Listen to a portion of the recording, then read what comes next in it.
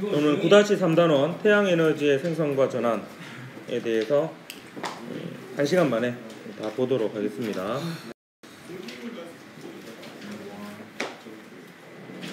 자, 태양에너지의 생성과 전환 해서 태양에너지 생성에서 태양의 내부 구조부터 일단 살펴보면, 야, 이제 내가 얘기할 차례인데 톤오버 하지 마라. 자, 여기 교과서에 태양의 모습이 멋있게 그려져 있죠. 네, 멋있어요. 286. 성류가 성류. 198. 성류는 저. 198.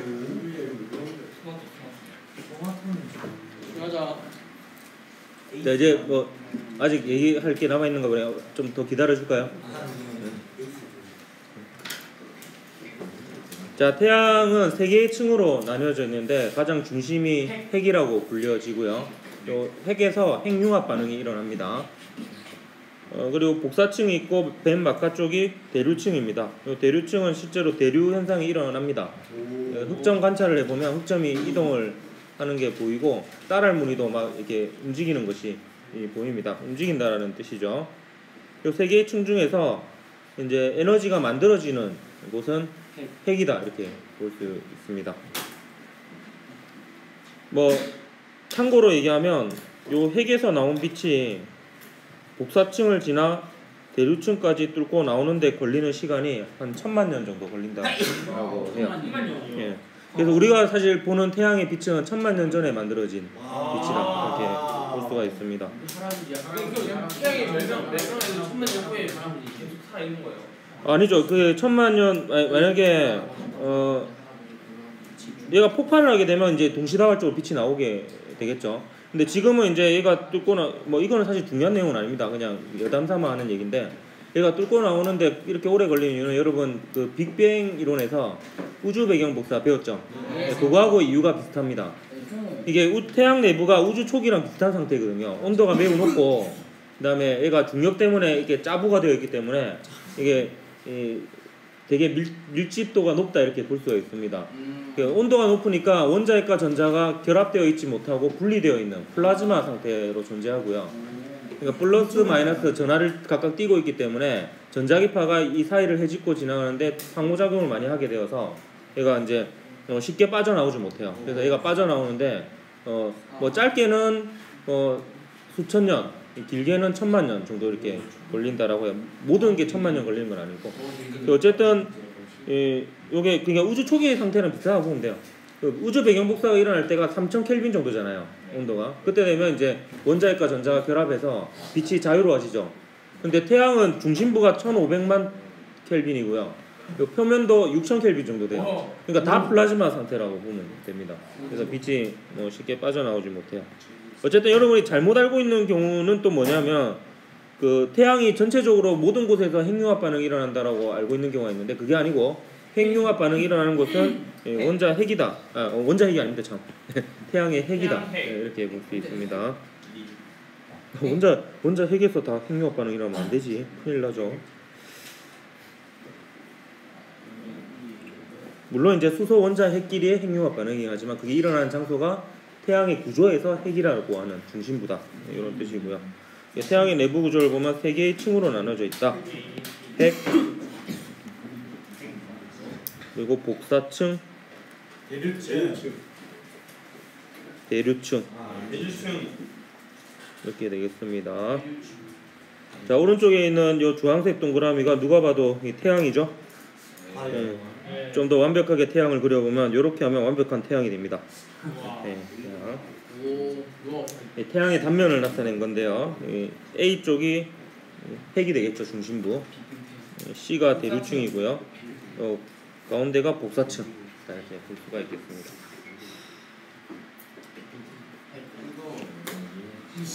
왜 핵 뜨겁죠.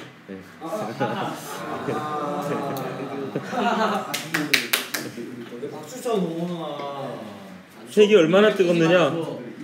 핵 뜨거워서 1500만 켈빈. 켈빈이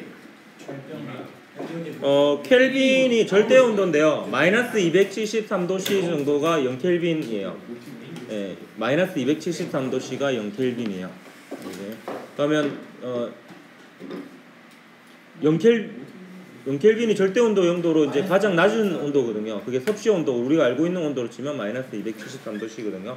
그러니까 켈빈 온도하고 섭씨 온도 차이가 273 정도 나기 때문에 1500만 켈빈 정도면요. 1500만에 273을 더 하나 빼나 뭐 거의 뭐 1500만이라고 볼 수 있죠. 그래서 책에 따라서는 1500만 도씨라고 이렇게 표현하는 데도 있고, 섭씨 온도로.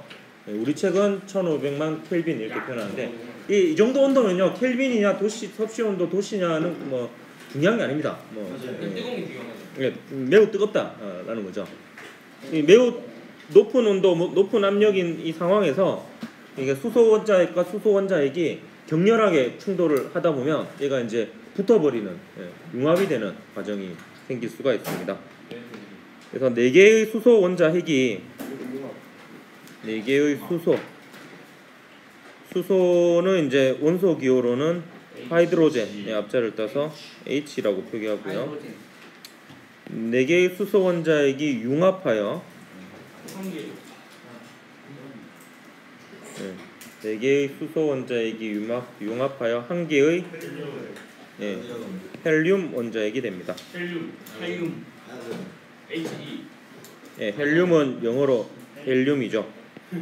그래서 원소 기호로 H. 수소가 제일 간단한 원소 원자 번호 1이죠. 헬륨이 원자 번호 2고. 수소가 양성자 한 개거든요. 그러니까 양성자 4개가 융합해서 양성자 2개, 중성자 2개인 헬륨 원자핵이 되는 겁니다. 좀 신기한 일이 일어나죠. 양성자하고 중성자가 서로 상호 변환이 가능합니다. 양성자가 중성자가 되기도 하고 중성자가 양성자가 되기도 하고, 이런 과정을 거쳐서 4개의 수소 원자핵이 하나의 헬륨 원자핵이 되는데, 이 수소 원자 4개의 질량하고 헬륨 원자 1개의 질량을 비교해 보면 수소 원자 4개의 질량이 더 큽니다. 그래서 질량이 줄어들어요. 근데 이 질량이 그냥 없어지는 거 아니고 질량이 에너지로 변환이 됩니다. 그게 질량 에너지 등가올리 있죠. 맞아요. 줄어든 질량을 기호로 뭐 변화량이라는 뜻으로 델타 M으로 표기를 할게요. 줄어든 질량은 에너지로 전환이 됩니다. 에너지는 원래 델타는 직각삼각형이에요. 델타는 직각삼각형이다. 직각삼각형인 건 아니고 모양이 직각삼각형입니다. 그러니까 저 모양 기호가 원래 직각삼각형이에요. 직각삼각형이랑 비슷하게 이렇게 그리죠. 이게 약간 그래프에서 기울기를 형상화시킨 뭐 이렇게 기호다 이렇게 보면 되겠어요. 요거를 뭐 그 핵반응식으로 나타내면 이게 아니고요. 핵반응식이니까 수소 원자핵 4개가 헬륨 원자핵 하나가 되면서 에너지를 방출하는 과정이다. 이렇게 볼까요?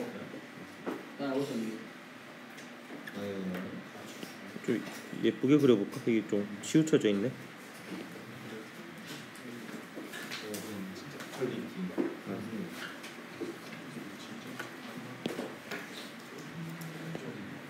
요때 요 에너지는 요 식에 의해서 이게 아인슈타인의 특수상대성 이론에 나오는 공식 중에 하나이거든요. 줄어든 질량에다가 광속의 제곱을 곱한 만큼의 에너지가 나옵니다. 그래서 어마어마한 에너지가 나옵니다. C가 진공에서의 빛의 속력이거든요. 진공에서 빛은 1초에 3억 미터 갑니다. 진공이어서 그런 거예요. 3억 미터요? 3억 미터요. 진공이어 3억 미터요? 1초에 3억 미터입니다. 30만 킬로미터예요. 3억 미터가 30만 킬로미터예요. 진공일 때를 진공이. 진공일 때나 공기일 때나 비슷합니다. 그럼 사람이 살 때도 에너지가 어떻게 그렇진 않아요. 사람이 살을 빼는 거는요, 그냥 질량이 다른 데로 간 거고요.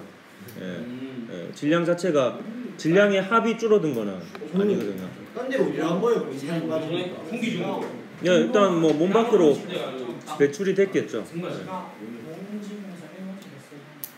에너지가 그래서 이 C의 제곱이 어마어마한 숫자입니다. 3억의 제곱이니까 9경 정도 돼요. 9경. 그러니까 1kg이 에너지로 전환되면 9경줄이라는 에너지이 나오겠다. 경이 10의 16승이거든요. 10의 8승이 어기니까 그게 제곱하면 10의 16승이 되죠. 그렇게 됩니다. 이런 어마어마한 에너지가 태양에서 계속 방출이 되고요. 핵융합에 의해서 질량 교선에 의해서 생기는 어마어마한 에너지가 계속 방출이 되고요. 그게 이제 지구의 일부 도달하게 됩니다. 태양은 이제 그래서 대부분 수소와 헬륨으로 이루어져 있는 셈이고요. 이때 지구가 흡수하는 태양 에너지의 양은 태양이 우주 공간으로 방출하는 에너지의 약 20억 분의 1 정도 돼요. 20만 명. 근데 이 20억 분의 1 정도 되는 이 에너지도 우리에게는 어마어마한 에너지죠. 그래서 태양에서 방출하는 에너지의 규모가 정말 엄청나다라는 것을 알 수 있습니다. 근데 이러한 태양도 우주 전체적으로 보면 그렇게 큰 별은 아니다 라는 게 굉장히 신비한 거죠.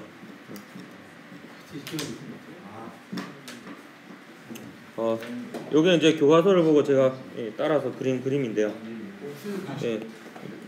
잘 그렸죠? 35분 정도 걸렸습니다. 자, 요 태양 누가 봐도 태양이죠. 태양에서 우리 방출되는 에너지 중 지구로 도달하는 게 한 20억 분의 1 정도 되는데요. 그걸 100이라고 생각을 했을 때, 물론 지금 숫자들은 여러분 꼭 몰라도 됩니다.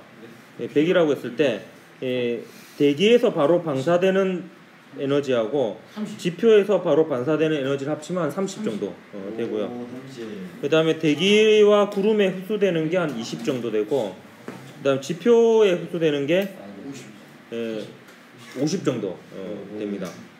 근데 이때 지금 3개가 나오죠. 우주, 대기, 지표가 나오는데, 우주, 대기, 지표 모두 각각의 입장에서 보면 최종적으로는 흡수한 에너지하고 방출한 에너지가 같아야지 평형 상태에 이르게 됩니다. 만약에 지구의 입장에서 흡수하는 것보다 방출하는 게 작잖아요. 그럼 계속 온도가 올라가겠죠. 근데 지금 현재 기온을 보면요, 일단 평균적으로 보면 온도의 변화 크게 없잖아요. 그러면 이제 평형 상태에 이르고 평형 상태라고 볼 수 있는 거거든요. 평형 상태라는 건 항상 받거나 내놓는 게 일정하다는 거예요. 그럼 재산을 생각해보면 수입하고 지출이 똑같으면 재산이 유지가 되는 거잖아요. 그러니까 이제 우주하고 대기하고 지표 각각의 입장에서 보면 지금 현재는 평형 상태라고 볼 수 있기 때문에 주고받는 게 똑같아요. 그러니까 우주의 입장에서 보면요, 그러니까 30을 받았잖아요. 근데 나머지 70도 받아야 될 거 아니야, 그지? 근데 70 중에 이제 지표가 흡수했다가 재방출하는 거하고 대기가 흡수했다가 재방출해서 우주로 방출하는 녀석들이 있을 거 아니에요. 요거까지 치면은 이제 총 100이 되는 거예요. 결국에 우주의 입장에서는 100을 주고 100을 받는 거예요. 그리고 지표의 입장에서 봐도 태양으로부터 흡수한 빛이 있고요. 그 다음 대기가 흡수했다가 재방출하면서 흡수한 에너지가 있어요. 그러니까 요 두 개를 합치면요, 이게 또 신기하게도 100보다 큽니다. 이게 이제 그렇기 때문에 온실 효과가 일어나는 거예요. 그러니까 만약 대기가 없으면 그냥 태양에서부터 오는 게 끝이죠. 근데 대기가 있기 때문에 대기가 흡수했다가 재방출하는 녀석들이 있어요. 그것까지 합치면요, 이게 50 정도 되고 여기가 한 100 정도 돼서 한 150 정도를 실질적으로는 지표가 받게 됩니다. 그리고 이제 지표가 다시 재방출을 하게 되고요. 그러니까 대기의 입장에서는 태양으로부터 또 에너지를 받고 지표로부터도 에너지를 받고요. 그 다음에 방출도 이제 지표로도 방출하고 우주로도 방출하고. 근데 또 이 대기의 입장에서도 보면 받는 에너지하고 방출하는 에너지를 비교해 보면 또 같은 상태입니다. 그래서 각각 이제 평형을 이루는 상태다, 이렇게 볼 수 있습니다. 이게 오래 전부터 이제 대기가 형성되어 있고 태양으로부터 비교적 일정한 양의 에너지가 오고 있기 때문에 이런 평형 상태가 계속 유지되고 있는 중이다 라고 이렇게 보면 되겠습니다. 그래서 요거하고 자세한 내용은 여러분이 다음에 지구과학을 또 추가적으로 배우게 되면 거기서 더 자세하게 다루게 될 거고요. 어쨌든 요 태양으로부터 오는 에너지 때문에 대기에서 이제 여러 가지 순환 현상들이 일어나게 되고요. 지표에서도 이제 각종 생명체들이 요 에너지로부터 영향을 받게 되는 이런 이제 시스템이다 이렇게 볼 수 있습니다. 실제로 태양 에너지는 다양한 에너지 형태로 전환이 되어서 기상 현상을 일으키기도 하고 사람이 그 에너지를 이용하기도 하고 이렇게 되거든요. 이거는 이제 교과서에 있는 그림들을 보면서 그림과 자료들을 보면서 얘기를 해보도록 하겠습니다. 교과서에 있는 해보기 자료 해석을 보면 태양 에너지는 어떤 에너지로 전환할까 해서 거기에 대해서 뭐 떠들고 있나? 자, 그림은 지구 환경에서 일어나는 여러 가지 현상인데 가에서 라는 각각 태양 에너지가 어떤 에너지로 전환되어 생기는 현상인지 추론해보자 했는데, 자, 식물의 강합성 같은 경우에는 비대에너지로 결국에 최종적으로 화학 에너지 형태로 식물의 영양소로 저장이 되죠. 네. 그래서 최종적으로는 이제 태양의 에너지, 빛 에너지가 화학 에너지로 바뀌었다 이렇게 볼 수 있는데, 사실 세세하게 들어가면 그 중간 단계에서 전기 에너지로 바뀌는 단계가 있어요. 빛 에너지가 전자의 전기 에너지로 바뀌어서 그 전자에 의해서 화학 반응을 일으켜 가지고 영양소를 만들어냅니다. 그래서 식물의 강합성을 이제 광전 효과로 이렇게 설명을 하게 돼요. 광전 효과의 하나의 예로 이렇게 얘기를 하기도 합니다. 광전 효과가 뭐냐면 금속이나 반도체에 빛을 비췄을 때 전자가 튀어나오는 현상이거든요. 그걸로 이렇게 얘기를 하기도 합니다. 실제로 그 태양전지의 원리가 광전 효과인데, 그 태양전지를 만드는 방법 중에 반도체를 이용한 방법도 있지만 유기물을 이용해서 식물의 강합성과 유사한 방법으로 전기 에너지를 얻어내는 방식도 연구 중에 있습니다.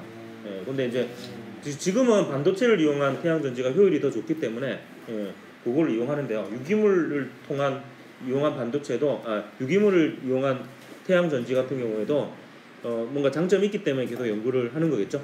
그런 거 있다라는 거 알고 있고요.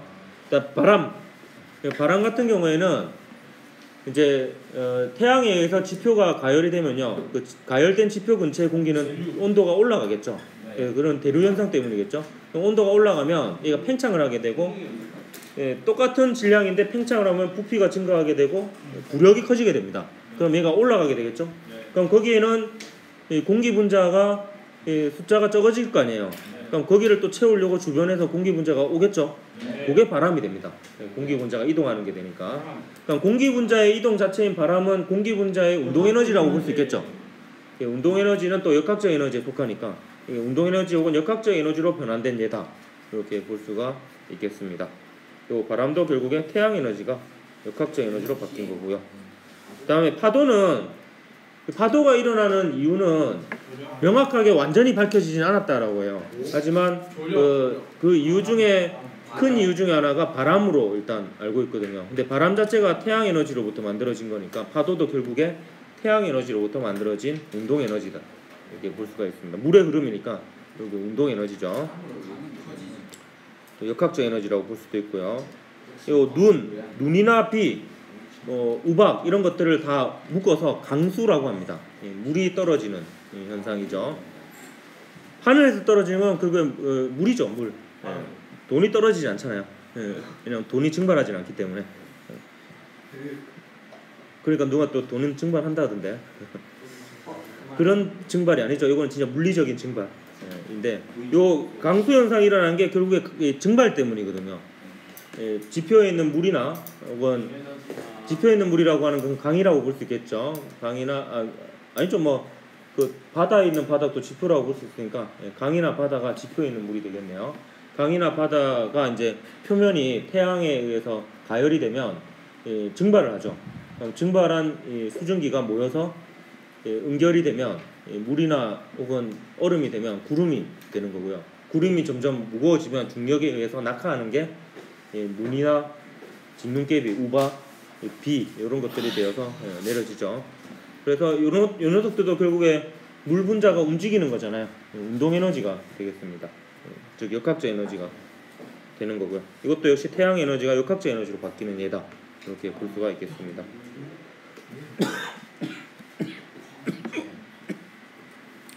눈의 에너지 근원이 태양 에너지인 까닭은 좀 전에 얘기를 했고요. 물의 순환 과정도 얘기했죠. 증발에 의해서 구름이 만들어지고 구름에 의해서 강수가 일어나면 강수가 일어난 것 중에서 이제 지표가 높은 곳에 강수가 일어나면 그 물이 이제 계곡을 산에 있는 계곡을 따라 흐르게 되고 그 계곡에 따라 흐른 물이 모여서 강이 되고 바다가 되는 거죠. 그러면서 또 증발이 돼서 수증기가 되어가지고 구름이 되어서 비가 내리고 이게 끊임없이 반복되는 게 물의 순환이다 이렇게 볼 수가 있습니다. 또 교과서에 있는 그림 한번 또 보도록 할게요. 300쪽과 301쪽에 거쳐서 그림이 쭉 있죠. 네. 이 중에서 화석연료부터 한번 살펴보면 요 여담삼아 물어보는데 우리나라 수출 1위 제품이 뭔지 알아요? 석유. 오 처음으로 한 번에 정답이 나왔어요. 네. 네, 이게 수출이요? 눈치가 되게 빠르네요. 네 맞습니다. 석유입니다. 수출 1위가. 기름 안 하네요. 제가 수입이라고 잘못 얘기한 것 같죠? 근데 이제 수입을 원유를 수입해서 가공해서 수출을 하는 거예요. 그래서 그 석유를 수출함으로 해서 석유와 관련된 산업으로 벌어들이는 돈이 가장 많다고 해요. 그래서 실제로 이 석유를 정유하는 일을 가장 많이 하는 도시 중에 하나가 우리 울산이죠. 그래서 울산의 경기가 이제 그 원유 값에 따라서 막 달라지잖아요. 그래서 우리는 오히려 그 유가가 증가 어느 정도는 좀 높은 게 유리하다 그러죠. 왜냐면 그럼 팔리는 것도 비싸게 팔리니까. 그런 부분이 있다고 합니다.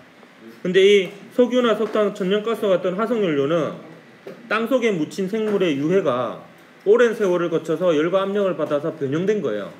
그때 그 근원은 결국에 생명체다 이렇게 볼 수 있는데 그 생명체의 에너지 근원이 결국에 식물의 강합성에 의해서 생긴 영양분이거든요.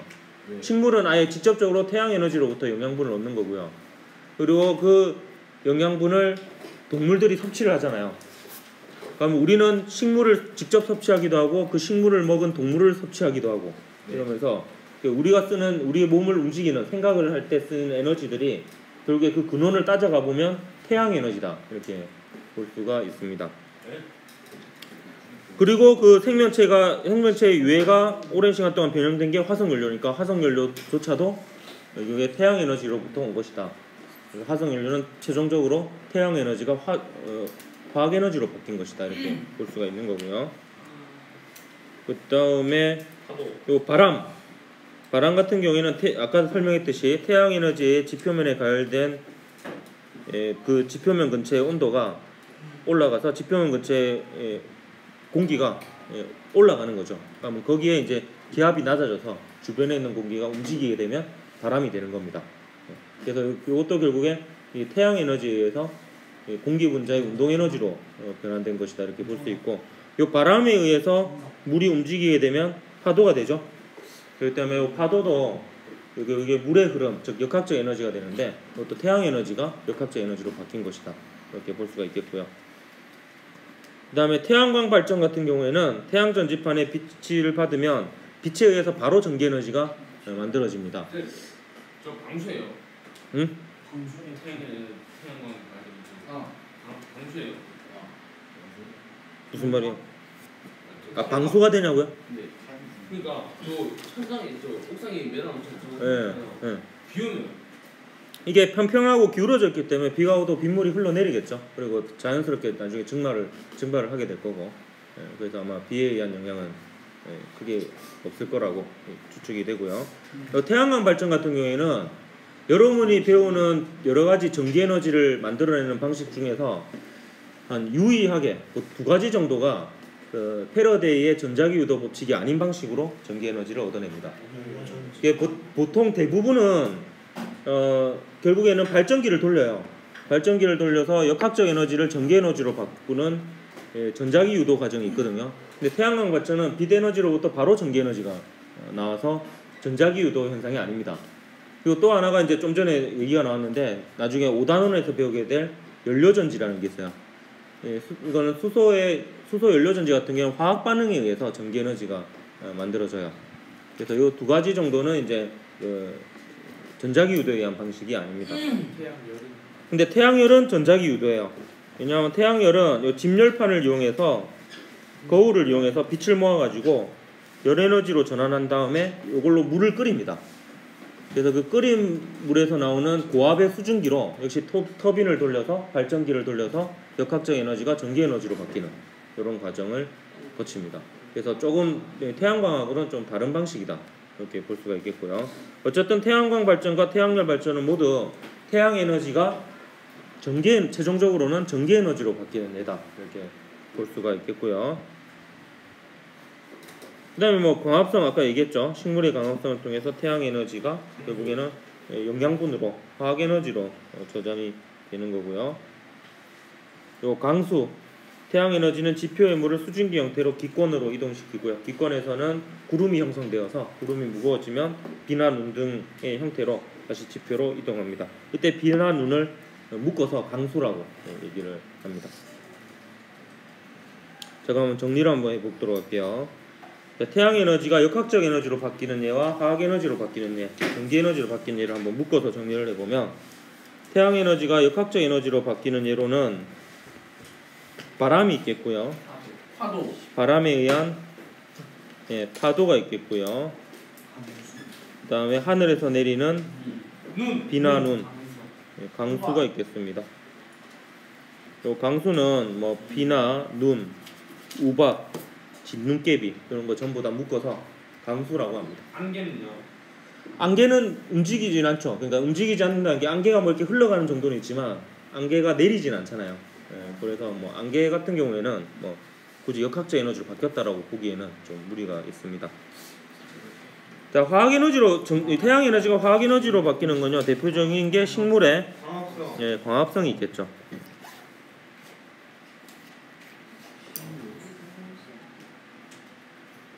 그러니까 생명체의 영양분의 근원은 태양의 빛이다 이렇게 볼 수 있습니다. 식물로부터 출발하잖아요, 모든 게. 식물이 이제 영양분을 만들어야지 이제 동물이 살 수가 있죠. 동물이 이제 채식 동물도 있고 육식 동물도 있지만 육식 동물을 하더라도 그 개가 먹는 동물들은 대체로 초식 동물이잖아요. 네. 그래서 근원을 다 따져가 보면 결국에는 식물의 광합성이 출발점이다 이렇게 볼 수가 있겠고요. 이런 식물과 동물들이 죽어서 오랫동안 변형이 된 게 화석연료죠. 석유, 석탄, 가스입니다. 그래서 화석연료조차도 태양과 전혀 관계없어 보이지만 근원을 따져가 보면 결국에는 태양으로부터 온 에너지다 이렇게 볼 수가 있습니다. 그러니까 우리가 태양 없이는 못 사는 거죠. 태양이 거의 뭐 에너지적인 측면에서는 절대적인 부분을 차지합니다. 그 태양 에너지로부터 우리가 현대사에서 가장 많이 쓰는 에너지 형태인 전기 에너지로 바로 바꾸는 방법이 태양광 발전이 있고요. 또 빛을 모아서 그 열을 이용해 가지고 물을 끓여서 전자기 유도로 발전하는 방식이 또 태양열 발전이 있겠죠. 이 둘 모두 결국에는 전기 에너지를 만들어내는 과정이다. 반전이 아니고. 그래서 태양 에너지가 전기 에너지로 바뀌는 이런 예들도 있습니다. 그래서 우리는 이제 태양으로부터 절대적인 영향을 받고 산다. 태양이 없으면 지구에 있는 생명체들이 존재할 수가 없다. 이렇게 볼 수가 있겠고요. 교양삼아 요 태양과 관련된 요 EBS 지식이 채널에 있는 영상이 있어서 이걸 한번 보고 마치도록 하겠습니다.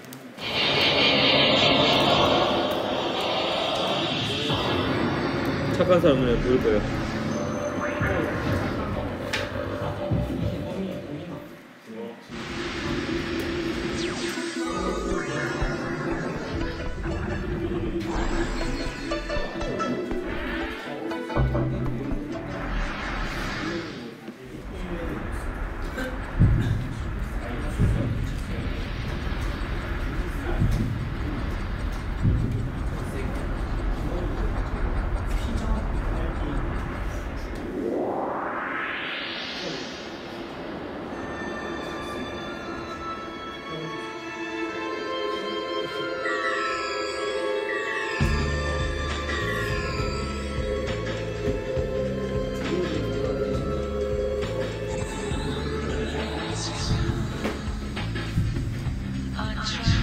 좀 확대해 줄까? 용도가 괜찮네.